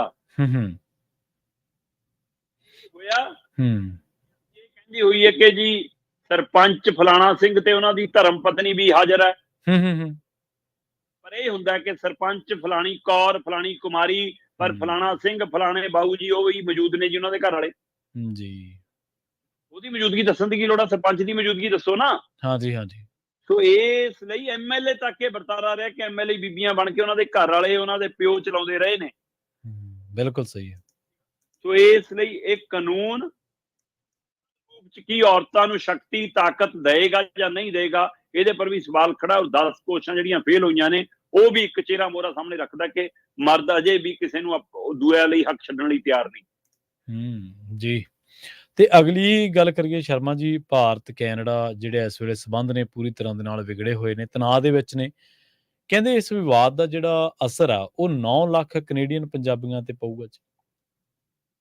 ਪ੍ਰਵੀਨ ਜੀ, ਇਸ ਮਾਮਲੇ ਦੀਆਂ ਜੜ੍ਹਾਂ G20 ਚ ਪਈਆਂ ਨੇ। ਠੀਕ ਹੈ। ਕੈਨੇਡਾ ਦੇ ਪ੍ਰਧਾਨ ਮੰਤਰੀ ਜਸਟਿਨ ਟਰੂਡੋ ਜਦੋਂ G20 ਸੰਮੇਲਨ ਚ ਪੰਜਾਬ ਆਏ, ਭਾਰਤ ਆਏ, ਭਾਰਤ ਦੇ ਹੋਰ ਦੇਸ਼ਾਂ ਦੇ ਮੁਲਕਾਂ ਨਾਲ ਭਾਰਤ ਦੇ ਦਿੱਲੀ ਦੇ ਵਿੱਚ, ਦਿੱਲੀ ਦੀ ਰਾਜਧਾਨੀ ਦੇ ਵਿੱਚ ਵੱਖ-ਵੱਖ ਸਮਾਗਮਾਂ ਚ ਵਿਚਰੇ ਜੀ, ਤਦ ਉਸ ਸਮੇਂ ਕਹਿੰਦੇ ਕਿ ਉਹਨਾਂ ਨੇ ਭਾਰਤ ਸਰਕਾਰ ਮੂਹਰੇ ਇੱਕ ਤਜਵੀਜ਼ ਰੱਖੀ ਕਿ 2 ਪਾਸੜ ਬੈਠਕ ਕਰੀਏ ਆਪਾਂ। ਠੀਕ ਹੈ। ਉਸ ਬੈਠਕ ਤੋਂ ਮੋਦੀ ਸਰਕਾਰ ਨੇ ਇਨਕਾਰ ਕਰਤਾ ਤੇ ਉਹ ਤੋਂ ਬਾਅਦ ਜਿਹੜਾ ਵੀ ਆਮੋ ਸਾਹਮਣਾ ਹੋਇਆ ਜੀ, ਉਹਦੇ ਵਿੱਚ ਕਹਿੰਦੇ ਮੋਦੀ ਸਰਕਾਰ ਨੇ ਜਾਂ ਪ੍ਰਧਾਨ ਮੰਤਰੀ ਮੋਦੀ ਨੇ ਉਹਨਾਂ ਮੂਹਰੇ ਮਤਲਬ ਭਾਰਤ ਵਿਰੋਧੀ ਸ਼ਕਤੀਆਂ, ਤਾਕਤਾਂ ਦਾ ਹਵਾਲਾ ਦੇ ਕੇ ਕੈਨੇਡਾ ਚ ਹੁੰਦੀਆਂ ਹਰਕਤਾਂ ਦਾ ਜ਼ਿਕਰ ਕੀਤਾ। ਤੇ ਜਦੋਂ ਉਹਦਾ ਜ਼ਿਕਰ ਕੀਤਾ, ਕਹਿੰਦੇ ਟਰੂਡੋ ਨੇ ਮੋੜਵਾਂ ਸਵਾਲ ਕੀਤਾ ਕਿ ਕੋਈ ਵਿਅਕਤੀ ਗਲਤ ਹੋ ਸਕਦਾ, ਠੀਕ ਹੋ ਸਕਦਾ, ਪਰ ਸਾਡੇ ਮੁਲਕ ਦੇ ਵਿੱਚ ਸ਼ਾਂਤੀ ਨਾਲ ਪ੍ਰਦਰਸ਼ਨ ਕਰਨ ਦਾ ਹਰੇਕ ਨੂੰ ਅਧਿਕਾਰ ਹੈ, ਪਰ ਸਾਨੂੰ ਪਤਾ ਲੱਗਿਆ ਜੀ ਕਿ ਆ ਨਿੱਜਰ ਦੇ ਕਤਲ ਦੇ ਵਿੱਚ ਤੁਹਾਡੀਆਂ ਏਜੰਸੀਆਂ ਦਾ ਹੱਥ ਹੈ। ਠੀਕ ਹੈ। ਕਹਿੰਦੇ ਕਿ ਉਹਨਾਂ ਨੇ ਇਹ ਸਵਾਲ ਇੱਥੇ ਹੀ ਖੜਾ ਕੀਤਾ ਸੀ। ਉਸ ਤੋਂ ਬਾਅਦ ਇਹ ਮਾਮਲਾ ਜ਼ਿਆਦਾ ਖੁੱਲ ਕੇ ਸਾਹਮਣੇ ਆਇਆ ਜਦੋਂ ਕੈਨੇਡਾ ਦੀ ਪਾਰਲੀਮੈਂਟ ਦੇ ਵਿੱਚ ਉਹਨਾਂ ਨੇ ਇਸ ਨੂੰ ਸਾਹਮਣੇ ਲਿਆ ਕੇ ਰੱਖ ਦਿੱਤਾ। ਬੇਸ਼ੱਕ ਟਰੂਡੋ ਦੇ ਇਸ ਬੋਲਾਂ ਦੇ ਉੱਤੇ ਕਿ ਦੇਖੋ ਕੋਈ ਬੰਦਾ ਕਾਨੂੰਨੀ ਤੌਰ ਤੇ ਜੇਕਰ ਗੁਨਾਹਗਾਰ ਹੈ ਤਾਂ ਸਰਕਾਰਾਂ ਉਸ ਨੂੰ ਕਾਨੂੰਨੀ ਤੌਰ ਤੇ ਆਪਣੇ ਕੰਟਰੋਲ 'ਚ ਲਿਆਉਣ, ਆਪਣੇ ਮੁਲਕ ਲਿਆਉਣ, ਲਿਆ ਕੇ ਉਸ ਉੱਪਰ ਐਕਸ਼ਨ ਲੈਣ, ਕਾਰਵਾਈ ਕਰਨ। ਜੇ ਸਰਕਾਰਾਂ ਵੀ ਗੈਂਗਸਟਰਾਂ ਵਾਂਗ ਕਾਰਵਾਈ ਕਰਨਗੀਆਂ ਕਿ ਬੰਦੇ ਮਾਰ ਦੋ, ਰੱਤਾ ਭਰ ਵੀ ਸੱਚਾਈ ਹੈ ਤਾਂ ਸਵਾਲ ਖੜਾ ਹੋਏਗਾ ਜੀ। ਪਰ ਦੂਸਰੇ ਪਾਸੇ ਟਰੂਡੋ ਨੇ ਜਦੋਂ ਆਪਣੀ ਪਾਰਲੀਮੈਂਟ 'ਚ ਕਿਹਾ ਤਾਂ ਅਮਰੀਕਾ ਕਹਿੰਦਾ ਜੀ ਜਾਂਚ ਹੋਣੀ ਚਾਹੀਦੀ ਹੈ ਜੀ। ਆਸਟ੍ਰੇਲੀਆ ਕਹਿੰਦਾ ਵੱਡਾ ਸਵਾਲ ਹੈ, ਬਰਤਾਨੀਆ ਕਹਿੰਦਾ ਵੱਡਾ ਸਵਾਲ ਹੈ ਦੀ। ਮਤਲਬ ਇਹਦਾ ਮਤਲਬ ਕੈਨੇਡਾ ਦੀ ਪਿੱਠ ਦੇ ਉੱਤੇ ਮੁਲਕ ਆ ਗਏ ਤੇ ਭਾਰਤ ਤੇ ਭਾਰਤੀ ਸਰਕਾਰ ਤੇ ਪਾਕਿਸਤਾਨ ਤੋਂ ਬਾਅਦ ਏਜੰਸੀਆਂ ਰਾਹੀਂ ਬੰਦੇ ਮਰਾਉਣ ਦਾ ਦੋਸ਼ ਜੇਕਰ ਲੱਗਿਆ ਤਾਂ ਕੈਨੇਡਾ ਸਰਕਾਰ ਨੇ ਲਾਤਾ। ਪਰ ਦੂਏ ਪਾਸੇ ਕੈਨੇਡਾ ਦੇ ਪ੍ਰਧਾਨ ਮੰਤਰੀ ਜਸਟਿਨ ਟਰੂਡੋ ਨੂੰ ਆਪਣੇ ਹੀ ਮੁਲਕ ਦੇ ਵਿੱਚ ਵਿਰੋਧੀ ਪਾਰਟੀ ਦੇ ਸਵਾਲਾਂ ਦਾ ਸਾਹਮਣਾ ਵੀ ਕਰਨਾ ਪੈ ਰਿਹਾ। ਹਾਂਜੀ ਬਿਲਕੁਲ। ਉਹ ਕਹਿੰਦੇ ਭਾਈ ਸਟੇਟਮੈਂਟ ਨਹੀਂ, ਸਬੂਤ ਰੱਖ। ਟਰੂਡੋ ਜੀ ਤੁਸੀਂ ਤਾਂ ਬੋਲ ਕੇ ਕਹਿਤਾ ਕਿ ਸਾਨੂੰ ਜਾਣਕਾਰੀ ਮਿਲੀ ਆ, ਸਬੂਤ ਦੱਸੋ ਕਿ ਕਿਹੜੀ। ਜੇਕਰ ਇੱਕ ਮੁਲਕ ਦਾ ਪ੍ਰਧਾਨ ਮੰਤਰੀ ਐਡੀ ਵੱਡੀ ਗੱਲ ਕਹਿ ਰਿਹਾ ਤਾਂ ਇਹਦੇ ਮਾਇਨੇ ਬਹੁਤ ਵੱਡੇ ਬਣ ਜਾਂਦੇ ਨੇ ਜੀ ਜੀ। ਤੋ ਇਹ ਸਾਰੇ ਪਹਿਲੂ ਨੂੰ ਦੋ ਪੱਖਾਂ ਤੋਂ ਦੇਖਿਆ ਜਾ ਰਿਹਾ। ਬੇਸ਼ੱਕ ਇੱਕ ਦੂਏ ਦੇ ਡਿਪਲੋਮੈਂਟਾਂ ਨੂੰ ਹਟਾਉਣਾ, ਮੁਲਕ ਛੱਡਣ ਦੀਆਂ ਹਦਾਇਤਾਂ ਦੇਣੀਆਂ, ਕੱਢਣਾ, ਇਹਦੇ ਨਾਲ ਤਣਾਅ ਵੀ ਵੱਧ ਰਿਹਾ ਤੇ ਰਿਸ਼ਤੇ ਵਿਗੜ ਵੀ ਰਹੇ ਨੇ। ਇਹਨਾਂ ਤਣਾਅ ਵਧਣ ਔਰ ਰਿਸ਼ਤਿਆਂ ਵਿਗੜਨ ਦਾ ਅਸਰ ਸਿੱਧਾ ਕੈਨੇਡਾ 'ਚ ਰਹਿੰਦੇ ਭਾਰਤੀ ਲੋਕਾਂ ਤੇ ਪੈਣਾ ਤੇ ਭਾਰਤੀ ਲੋਕਾਂ 'ਚੋਂ ਪੰਜਾਬ ਤੇ ਵੱਧ ਪੈਣਾ ਜੀ। ਇਸ ਮਸਲੇ ਨਾਲ ਨਿਸ਼ਾਨੇ ਤੇ ਆ ਸਕਦਾ ਪੰਜਾਬੀ ਭਾਈਚਾਰਾ ਜੀ। ਪਤਾ ਲੱਗ ਰਿਹਾ ਏਜੰਸੀ ਨੇ ਇੱਕ ਖਬਰ ਜਾਰੀ ਕੀਤੀ ਹੈ, ਕੈਨੇਡੀਅਨ ਨਿਊਜ਼ ਏਜੰਸੀ ਨੇ, ਕਿ ਕੈਨੇਡਾ ਸਰਕਾਰ ਨੇ ਬਕਾਇਦਾ ਤੌਰ ਤੇ ਹਦਾਇਤ ਜਾਰੀ ਕੀਤੀ ਹੈ ਕਿ ਜੇ ਕੈਨੇਡੀਅਨ ਨਾਗਰਿਕ, ਉਹ ਕੈਨੇਡੀਅਨ ਨਾਗਰਿਕ ਕੋਈ ਵੀ ਹੋ ਸਕਦਾ ਜਿਹੜਾ ਭਾਰਤੀ ਮੂਲ ਦਾ ਵਾਸੀ ਵੀ ਉੱਥੇ ਦਾ ਨਾਗਰਿਕ ਹੈ, ਉਹਨਾਂ ਦੀ ਵੀ ਹਦਾਇਤ ਆ, ਕਹਿੰਦੇ ਜੀ ਜੰਮੂ ਕਸ਼ਮੀਰ ਨਾ ਜਾਇਓ। ਇਹ ਕਹਿੰਦੇ ਹਦਾਇਤ ਜਾਰੀ ਕੀਤੀ ਹੈ। ਸੋ ਇਹ ਸਾਰੇ ਵਰਤਾਰੇ ਦੇ ਵਿੱਚ ਇਸ ਮੌਕੇ ਫਿਕਰਮੰਦੀ ਇਸ ਗੱਲ ਦੀ ਹੈ ਕਿ ਇਹਦਾ ਅਸਰ ਕੈਨੇਡਾ 'ਚ ਵੱਸਦੇ ਪੰਜਾਬੀ ਭਾਈਚਾਰੇ ਦੇ ਕਾਰੋਬਾਰੀਆਂ ਤੇ, ਨੌਕਰੀ ਪੇਸ਼ੇ ਵਾਲਿਆਂ ਤੇ, ਵਿਦਿਆਰਥੀਆਂ ਤੇ, ਨਵੇਂ ਵੀਜ਼ੇ ਲੈਣ ਵਾਲਿਆਂ ਤੇ, ਨਵੇਂ ਵਰਕ ਪਰਮਿਟ, ਨਵੇਂ ਸਟੱਡੀ ਵੀਜ਼ੇ ਤੇ ਜਾਣ ਵਾਲਿਆਂ ਤੇ ਵੀ ਪੈ ਸਕਦਾ ਹੈ ਜੀ। ਮੌਜੂਦਾ ਤਰੀਕ ਦੇ ਵਿੱਚ ਕੈਨੇਡਾ ਦੀ ਆਰਥਿਕਤਾ ਦੇ ਤੌਰ ਤੇ, ਕੈਨੇਡਾ ਦੇ ਵਿਕਾਸ ਦੇ ਤੌਰ ਤੇ ਅਹਿਮ ਭੂਮਿਕਾ ਨਿਭਾਉਂਦੇ ਨੇ ਪੰਜਾਬੀ। 2.6% ਨੇ ਕੁੱਲ ਕੈਨੇਡਾ ਦੀ ਕੁੱਲ ਆਬਾਦੀ ਦੇ ਵਿੱਚ ਅਸੀਂ 2.6% ਪਰ ਦਿਖਦੇ ਬਹੁਤ ਆ। 2.6% ਪੰਜਾਬੀਆਂ ਦੇ ਵਿੱਚੋਂ ਬਹੁ ਗਿਣਤੀ 99% ਸਾਡਾ ਸਿੱਖ ਭਾਈਚਾਰਾ ਹੈ। ਸੋ ਇਸ ਲਈ ਤੁਸੀਂ ਇਹ ਸਾਰੇ ਵਰਤਾਰੇ 'ਚ ਕਿਤੇ ਸਮੁੱਚੇ ਭਾਈਚਾਰੇ ਨੂੰ ਨਿਸ਼ਾਨੇ ਤਾਂ ਨਹੀਂ ਲਿਆਉਣਾ ਚਾਹੁੰਦੇ ਤੇ ਇਹਦੀ ਆੜ 'ਚ ਭਾਰਤ 'ਚ 2024 'ਚ ਹੋਰ ਸੂਬਿਆਂ 'ਚੋਂ ਵੋਟਾਂ ਦਾ ਨਹੀਂ ਹਥਿਆਉਣਾ ਚਾਹੁੰਦੇ। ਬਿਲਕੁਲ ਖੜਾ। ਸੋ ਕੁੱਲ ਆਬਾਦੀ ਇਸ ਮੌਕੇ ਕੈਨੇਡਾ ਦੀ ਮਤਲਬ ਕਿ ਜਿਹੜੀ 3,82,00,000 ਦੇ ਕਰੀਬ ਦੱਸੀ ਜਾਂਦੀ ਆ, ਉਹਦੇ ਵਿੱਚ 9,42,170 ਪੰਜਾਬੀ ਨੇ। ਠੀਕ ਹੈ। ਤੇ ਇਹ 9,42,170 ਪੰਜਾਬੀਆਂ ਤੇ ਇਸ ਘਟਨਾਕ੍ਰਮ ਦਾ ਅਸਰ ਨਾ ਪਵੇ, ਇਹ ਫਿਕਰਮੰਦੀ ਹੈ। ਸਰਕਾਰਾਂ ਵਾਂਗ ਗੱਲਬਾਤ ਕਰਨ, ਧੜਿਆਂ ਵਾਂਗ ਨਹੀਂ, ਗਰੁੱਪਾਂ ਵਾਂਗ ਨਹੀਂ ਜੀ। ਦਾ ਫਿਕਰ ਹੋਣਾ ਚਾਹੀਦਾ ਹੈ ਕਿਉਂਕਿ ਕੈਨੇਡਾ ਦੇ ਵਿੱਚ ਇਕੱਲਾ ਪੰਜਾਬੀ ਭਾਈਚਾਰਾ ਨਹੀਂ, ਦਿੱਲੀ ਵਾਲੇ ਵੀ ਜਾਂਦੇ ਨੇ, ਗੁਜਰਾਤ ਵਾਲੇ ਵੀ ਜਾਂਦੇ ਨੇ, ਹਰਿਆਣੇ ਵਾਲੇ ਵੀ ਜਾਂਦੇ ਨੇ, ਹੈਨਾ, ਰਾਜਸਥਾਨ ਵਾਲੇ ਵੀ ਜਾਂਦੇ ਨੇ, ਹੋਰਨਾਂ ਸੂਬਿਆਂ ਵਾਲੇ ਵੀ ਜਾਂਦੇ ਨੇ। ਸਾਰੇ ਭਾਈਚਾਰਿਆਂ ਦਾ ਵੀ ਧਿਆਨ ਰੱਖਣਾ ਜ਼ਰੂਰੀ ਹੈ ਔਰ ਮੁਲਕ ਦੀ ਸਾਂਝੀਵਾਲਤਾ ਔਰ ਏਕਤਾ ਵੀ ਜ਼ਰੂਰੀ ਹੈ। ਜੇਕਰ ਉਸ ਮੁਲਕ ਨਾਲ ਵੀ ਤੁਹਾਡੇ ਰਿਸ਼ਤੇ ਵਿਗੜਦੇ ਨੇ, ਜਿਹੜਾ ਮੁਲਕ ਇੰਨੀ ਵੱਡੀ ਗਿਣਤੀ 'ਚ ਭਾਰਤੀਆਂ ਨੂੰ, ਪੰਜਾਬੀਆਂ ਨੂੰ, ਤੁਹਾਡੇ ਰੁਜ਼ਗਾਰ ਦੇ ਪਹਿਲੂਆਂ ਨੂੰ ਹੱਲ ਕਰਦਾ ਹੋਵੇ ਤਾਂ ਫਿਕਰਮੰਦੀ ਵਾਲਾ ਪਹਿਲੂ ਹੈ। ਸੋ ਇਸ ਮਸਲੇ ਤੇ ਦੋਵੇਂ ਮੁਲਕਾਂ ਦੇ ਮੁਰਲੀ ਕਤਾਰ ਦੇ ਲੀਡਰਾਂ ਨੂੰ, ਅਧਿਕਾਰੀਆਂ ਨੂੰ ਮਿਲ ਬੈਠ ਕੇ ਮਸਲਾ ਹੱਲ ਕਰਨਾ ਚਾਹੀਦਾ ਹੈ, ਨਾ ਕਿ ਦੁਨੀਆ ਭਰ 'ਚ ਮਜ਼ਾਕ ਦੇ ਕੇਂਦਰ ਬਣਨਾ ਚਾਹੀਦਾ। ਜੀ ਜੀ। ਅਗਲੀ ਖਬਰ ਦੇ ਵੱਲ ਵਧੀਏ ਸ਼ਰਮਾ ਜੀ ਤੇ ਗੱਲ ਕਰੀਏ ਆਪਾਂ ਪੰਜਾਬ ਸਰਕਾਰ ਦੀ। ਕਰਜ਼ਾ ਤਾਂ ਕਹਿੰਦੇ ਪੰਜਾਬ ਦੇ ਸਿਰ ਪਹਿਲਾਂ ਹੀ ਬਹੁਤ ਹੈ। ਇੱਕ ਦਿਨ ਤੁਸੀਂ ਇੱਕ ਮਸਲਾ ਬੜਾ ਵਧੀਆ ਛੋਇਆ ਸੀ, ਜਿਸ ਦਿਨ ਆਪਾਂ ਗੱਲਬਾਤ ਕਰ ਰਹੇ ਸੀ RDF ਦੇ ਬਾਰੇ, ਰੂਰਲ ਡਿਵੈਲਪਮੈਂਟ ਫੰਡ ਦੇ ਬਾਰੇ। ਤੁਸੀਂ ਉਸ ਦਿਨ ਬੜੇ ਤਫਸੀਲ ਦੇ ਨਾਲ ਦੱਸਿਆ ਸੀਗਾ ਕਿ ਇਹ ਫੰਡ ਖਰਚਾ ਕਿੱਥੇ-ਕਿੱਥੇ ਜਾਂਦਾ ਹੈ। ਹੁਣ ਉਹਦੇ ਵਿੱਚ ਇੱਕ ਗੱਲ ਤੁਸੀਂ ਲਿੰਕ ਸੜਕਾਂ ਵਾਲੀ ਛੋਈ ਸੀਗੀ। ਹੁਣ ਸੁਣਨ ਦੇ ਵਿੱਚ ਇਹ ਆ ਰਿਹਾ, ਖਬਰ ਆ ਰਹੀ ਹੈ ਕਿ ਪੰਜਾਬ ਸਰਕਾਰ ਲਿੰਕ ਸੜਕਾਂ ਦੇ ਲਈ ਨਬਾਰਡ ਤੋਂ ਕਰਜ਼ਾ ਲਵੇਗੀ ਜੀ। ਦੇਖੋ, ਕੇਂਦਰ ਸਰਕਾਰ ਪੰਜਾਬ ਨਾਲ ਧੱਕਾ ਕਰ ਰਹੀ ਹੈ, ਸ਼ਰੇਆਮ ਧੱਕਾ ਕਰ ਰਹੀ ਹੈ ਪ੍ਰਵੀਨ ਜੀ। ਪੇਂਡੂ ਵਿਕਾਸ ਫੰਡ ਪਿੰਡਾਂ ਦੀਆਂ ਫਿਰਨੀਆਂ, ਪਿੰਡਾਂ ਦੀਆਂ ਲਿੰਕ ਸੜਕਾਂ, ਸੜਕਾਂ ਤੇ। ਮੰਡੀਆਂ ਨਾਲ ਜੋੜਦੀਆਂ ਸੜਕਾਂ ਦੇ ਨਿਰਮਾਣ ਲਈ ਖਰਚਿਆ ਜਾਂਦਾ, ਜੀ ਬਿਲਕੁਲ। ਤਾਂ ਕਿ ਪਿੰਡਾਂ ਚੋਂ ਕਿਸਾਨ ਆਪਣੀ ਫਸਲ ਜੀ ਲੈ ਕੇ ਮੰਡੀ ਤੱਕ ਪਹੁੰਚ ਸਕਣ। ਜੀ ਸ਼ਹਿਰਾਂ ਤੇ ਪਿੰਡਾਂ ਦਾ ਆਪਸ ਦੇ ਵਿੱਚ ਜੁੜਾਵ ਹੋ ਸਕੇ, ਇਹ ਲਿੰਕ ਸੜਕਾਂ ਉਹਦੇ ਲਈ ਨੇ। ਮੰਡੀਆਂ ਤੇ ਪਿੰਡਾਂ ਦਾ ਜੁੜਾਵ ਹੋ ਸਕੇ, ਲਿੰਕ ਸੜਕਾਂ ਉਹਦੇ ਲਈ ਨੇ। ਔਰ ਇਸੇ ਲਈ ਜਿਹੜੀ ਫਸਲ ਵਿਕਦੀ ਆ ਉਸ ਫਸਲ ਤੇ ਹੀ 3% ਸਾਨੂੰ ਮਤਲਬ ਕਿ ਕੋਟਾ ਮਿਲਦਾ ਸੀ, ਜਿਹੜਾ ਪੇਂਡੂ ਵਿਕਾਸ ਫੰਡ ਦੇ ਰੂਪ ਚ ਮਿਲਦਾ ਸੀ। ਉਹ 3% ਘਟਾ ਕੇ ਤੁਸੀਂ 2% ਕਰਤਾ, ਤੇ ਪਿਛਲੇ 4 ਸੀਜ਼ਨਾਂ ਤੋਂ ਉਹ ਵੀ ਨਹੀਂ ਦਿੱਤਾ ਸਾਨੂੰ ਜੀ। ਤੇ ਲਿੰਕ ਸੜਕਾਂ ਟੁੱਟਣਗੀਆਂ ਤਾਂ ਪਿਛਲੇ 7-8 ਸਾਲ ਤੋਂ ਮੁਰੰਮਤ ਹੀ ਨਹੀਂ ਹੋਈ ਜੀ ਉਹਨਾਂ ਦੀ। ਤੇ ਹੁਣ ਉਹ ਮੀਂਹ ਪੈਂਦੇ ਨੇ, ਤੇ ਹੜ੍ਹ ਬਹੁਤ ਆਏ, ਬਰਸਾਤਾਂ ਬਹੁਤ ਆਈਆਂ, ਕਈ ਥਾਵਾਂ ਤੇ ਪਾਣੀ ਕੱਢਣ ਦੇ ਲਈ ਸੜਕਾਂ ਆਪ ਤੋੜਨੀਆਂ ਪਈਆਂ, ਤੇ ਕਈ ਥਾਵਾਂ ਤੇ ਪਾਣੀ ਹੜਾ ਕੇ ਲੈ ਗਿਆ, ਪਾਣੀ ਖੜਾ ਰਹਿ ਗਿਆ, ਉੱਥੇ ਸੜਕਾਂ ਮਰ ਗਈਆਂ, ਦਬ ਗਈਆਂ, ਤੇ ਉਹ ਸਾਰੀਆਂ ਦੀ ਰਿਪੇਅਰ ਹੋਣੀ ਆ ਜੀ। ਹੁਣ ਸਾਡਾ ਪੇਂਡੂ ਵਿਕਾਸ ਫੰਡ 4000 ਕਰੋੜ ਦੇ ਕਰੀਬ ਕੇਂਦਰ ਕੋਲ ਪਿਆ, 3.97 ਹਜ਼ਾਰ ਕਰੋੜ ਪਿਆ। ਜੇ ਉਹ ਸਾਨੂੰ ਮਿਲ ਜਾਵੇ ਤਾਂ ਸਾਡੀਆਂ ਪਿੰਡਾਂ ਦੀਆਂ ਸੜਕਾਂ ਦਾ ਕਿੰਨਾ ਕਾਇਆਕਲਪ ਹੋ ਸਕਦਾ, ਪਰ ਉਹ ਦੇ ਨਹੀਂ ਰਹੇ ਤੇ ਸਾਨੂੰ ਮਜਬੂਰ ਕਰ ਰਹੇ ਨੇ ਕਿ ਅਸੀਂ ਲੋਨ ਲਈਏ। ਹੁਣ ਪੰਜਾਬ ਸਰਕਾਰ ਨੇ ਅਪਲਾਈ ਕਰਤਾ ਜੀ ਲੋਨ ਲਈ, ਕਹਿੰਦੇ ਠੀਕ ਹੈ, ਨਬਾਰਡ ਤੋਂ ਲੋਨ ਮੰਗਿਆ ਜੀ। ਨਬਾਰਡ ਕਿਹਦਾ ਜੀ? ਕੇਂਦਰ ਦਾ। ਇਹ ਜੀ ਸਥਿਤੀ ਆ ਪੰਜਾਬ ਦੀ, ਮੋੜਨੀ ਹੋਣੀ ਹੈ, ਕਿਸ਼ਤਾਂ ਟੁੱਟਣੀਆਂ, ਤੇ ਫਿਰ ਮੰਡੀਆਂ ਦਾ ਭੋਗ ਤਾਂ ਪਹਿਲਾਂ ਹੀ ਪਾਉਣਾ, ਫਿਰ ਸੜਕਾਂ ਵੀ ਅਗਲੇ ਕੋਲ ਜਾਣਗੀਆਂ, ਫਿਰ ਲਿੰਕ ਸੜਕਾਂ ਵੀ ਉਹਨਾਂ ਦੇ ਕੰਟਰੋਲ 'ਚ ਆ ਜਾਣਗੀਆਂ ਜੀ। ਸਹੀ ਹੈ। ਸੋ ਇਸ ਲਈ ਇਹ ਪੰਜਾਬ ਦੇ ਸਿਸਟਮ ਨੂੰ ਕੰਟਰੋਲ ਕਰਨ ਲਈ ਇਹ ਕਰਜ਼ਾ ਕਿਤੇ ਸਾਡੀ ਆਖਰੀ ਕਿੱਲ ਸਾਬਤ ਨਾ ਹੋ ਜਾਵੇ, ਫਿਕਰਮੰਦੀ ਜੀ। ਤੇ ਸ਼ਰਮਾ ਜੀ, ਜਾਂਦੇ ਜਾਂਦੇ ਗੱਲ ਕਰੀਏ ਅਕਾਲੀ ਦਲ ਭਾਜਪਾ ਦੀ, ਇਹ ਸੁਣਨ ਦੇ ਵਿੱਚ ਖਬਰਾਂ ਤੇ ਇਹ ਸੁਣਦੇ ਸਾਂ ਪਿਛਲੇ ਹਫ਼ਤਿਆਂ ਦੇ ਵਿੱਚ ਵੀ ਗੱਠਜੋੜ ਹੋ ਸਕਦਾ, ਤੇ ਕਈ ਅਕਾਲੀ ਵੀ ਖੁੱਲ ਕੇ ਭਾਜਪਾ ਦਾ ਵਿਰੋਧ ਨਹੀਂ ਸੀ ਕਰ ਰਹੇ ਕਿ ਭਾਈ ਐਵੇਂ ਗੱਠਜੋੜ ਹੋ ਗਿਆ ਤਾਂ ਕੱਲ ਨੂੰ ਪਲਟਣਾ ਔਖਾ ਹੋ ਜੂ। ਪਰ ਖਬਰ ਇਹ ਆ ਰਹੀ ਹੈ ਸ਼ਰਮਾ ਜੀ ਕਿ ਸੁਖਬੀਰ ਬਾਦਲ ਨੂੰ ਪ੍ਰਧਾਨਗੀ ਤੋਂ ਲਾਉਣ ਨੂੰ ਫਿਰਦੀ ਹੈ ਭਾਜਪਾ, ਤੇ ਜੇਕਰ ਐਸਾ ਹੁੰਦਾ ਤੇ ਸੁਖਬੀਰ ਬਾਦਲ ਸਵਾਲ ਤਾਂ ਕਰਨਗੇ ਨਾ ਕਿ ਸਾਡੇ ਫਾਦਰ ਸਾਹਿਬ ਨੇ ਤਾਂ ਤੁਹਾਨੂੰ ਬਿਨਾਂ ਸ਼ਰਤ ਸਮਰਥਨ ਦਿੱਤਾ ਸੀ ਤੇ ਤੁਸੀਂ ਸਾਡੀ ਪ੍ਰਧਾਨਗੀ ਨੂੰ ਪੈ ਗਏ। ਇਹਦੇ ਵਿੱਚ ਕੋਈ ਦੋ ਰਾਏ ਨਹੀਂਗਾ ਜੀ ਕਿ ਇਹ ਮਸਲਾ ਬਹੁਤ ਦੇਰ ਤੋਂ ਚੱਲ ਰਿਹਾ ਹੈ। ਆਪਾਂ ਪਹਿਲਾਂ ਵੀ ਇਸੇ ਪ੍ਰੋਗਰਾਮ 'ਚ 1-2 ਵਾਰ ਕੁਝ ਅਕਾਲੀਆਂ ਦੇ ਹਵਾਲੇ ਨਾਲ ਤੇ ਕੁਝ ਦਿੱਲੀ ਦੇ ਹਵਾਲੇ ਨਾਲ ਇਹ ਗੱਲ ਛੋ ਚੁੱਕੇ ਹਾਂ ਕਿ ਭਾਰਤੀ ਜਨਤਾ ਪਾਰਟੀ ਔਰ ਅਕਾਲੀਆਂ ਵਿਚਾਲੇ ਲਗਭਗ ਗੱਠਜੋੜ ਤੈਅ ਆ ਜੀ। ਗੱਠਜੋੜ ਦੇ ਪੈਮਾਨੇ ਤੈਅ ਨੇ। ਇੱਕ ਵਾਰ ਤਾਂ ਮੰਤਰੀ ਤੱਕ ਬਣਨਾ ਤੈਅ ਹੋ ਗਿਆ ਸੀ ਕਿ ਕਿਹੜਾ ਮੰਤਰੀ ਵੀ ਬਣਾ ਦਿੰਦੇ ਆ, ਪਰ ਉਹ ਸਾਰੇ ਵਰਤਾਰੇ ਦੇ ਵਿਚਾਲੇ ਇੱਕ ਪਹਿਲੂ ਫਸਦਾ ਸੀ ਕਿ ਭਾਈ ਪਾਰਟੀ ਦਾ ਇੱਕ ਤਾਂ ਪੂਰਾ ਸਮੇਲ ਕਰੋ, ਦੁਬਾਰਾ ਜਿਹੜੇ ਢੀਂਡਸੇ ਹੋਣੀ, ਬ੍ਰਹਮਪੁਰੀ ਅੱਡੋ-ਅੱਡ ਦਿਨ ਨੂੰ ਇਕੱਠੇ ਕਰੋ, ਠੀਕ ਹੈ, ਤੇ ਸੁਖਬੀਰ ਸਿੰਘ ਬਾਦਲ ਨੂੰ ਅਸੀਂ ਪ੍ਰਧਾਨ ਨਹੀਂ ਮੰਨਣਾ, ਇਹਨੂੰ ਪ੍ਰਧਾਨ ਹਟਾ ਕੇ ਆ ਜਾਓ। ਇਹ ਚਰਚਾ ਕਾਫੀ ਚੱਲੀ ਜੀ। ਇਸ ਚਰਚਾ ਵਿਚਾਲੇ ਇਹ ਵੀ ਚੱਲਿਆ ਕਿ ਜੀ ਚੰਦੂ ਮਾਜਰੇ ਹੋਣੀ ਸੰਪਰਕ 'ਚ ਨੇ ਜੀ, ਰੱਖੜੇ ਹੋਣੀ ਤਾਂ ਚਲੇ ਹੀ ਗਈ, ਉਹਦੇ ਭਰਾ ਨੂੰ ਦੇਤਾ ਜੀ, ਅਵਾਰਡ ਦੇਤਾ ਜੀ, ਸਾਰਾ ਕੁਛ ਹੈ ਨਾ।